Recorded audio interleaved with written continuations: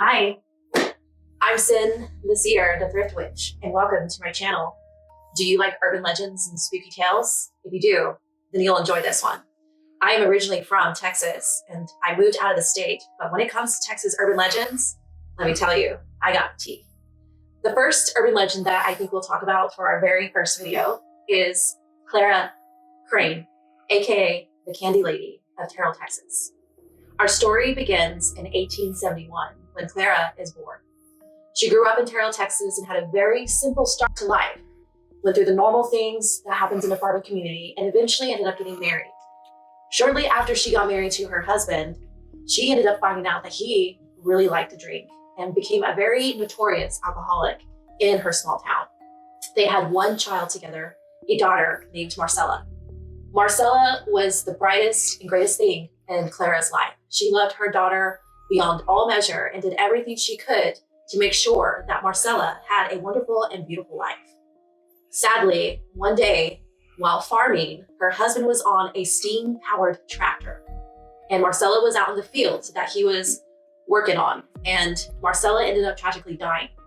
Clara, understandably, was inconsolable, and eventually her grief grew into madness. And she blamed her husband for Marcella's death because, of course, as an alcoholic, he was drunk off his butt when he was out there.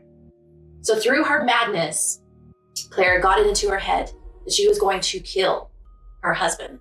And the way that Clara decided to do it was a simple poison that she mixed into her homemade caramel candies, which was her husband's favorite sweet. So she fed him the caramel candies, and of course, he ended up passing away in what we would probably say sheer agony, which, if you kill someone's daughter, you kind of deserve it.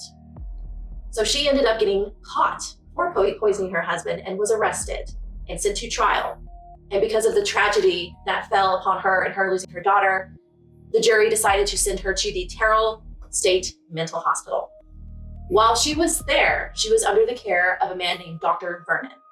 And through the years of her being in the asylum, he tortured her, abused her, raped her, and he let his staff do all of those things to her as well. So as you can tell, the madness is growing through the abuse and the tragedy and the grief. It's festering. She was actually released in 1903 from the mental hospital. They don't really know why she was released. There's rumors that it was overcrowded and they had too many people in there. They didn't know what to do with her. Whew. Disappears. No one knows where she went or where she lived. She simply walked out and vanished into thin air. Shortly after her release, some really strange things started happening. Kids around the area started to find candies on their windowsills. And the story goes is that the kids that took the candy from the windowsill disappeared and were never found again. The kicker is that a lot of those children that disappeared were the children of the staff. Their kids were the ones first to go. Eventually, the sheriff at the time decided to go on a witch hunt.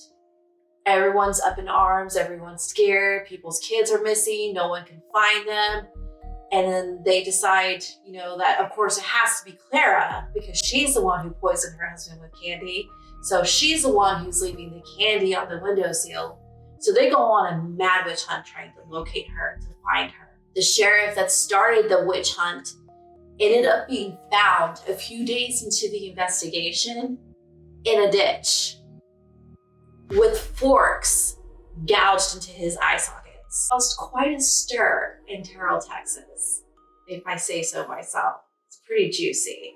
She was not playing around. As time went on, kids were continually disappearing and people were just, scared out of their minds, worried about their kids. And then one day, the story goes, is a farmer was walking into a field, saw some candy wrappers on the ground, opened them up, and found a bunch of children's teeth. So the Candy Lady became a haunting, crazy, scary urban legend in Terrell, Texas. People still to this day talk about the Candy Lady in Terrell, Texas, and it has actually evolved into moving outside the confines of Terrell, Texas. Now there's multiple different areas that all have their own version of a candy lady. Is she actually a warning to kids to be careful with your sweets?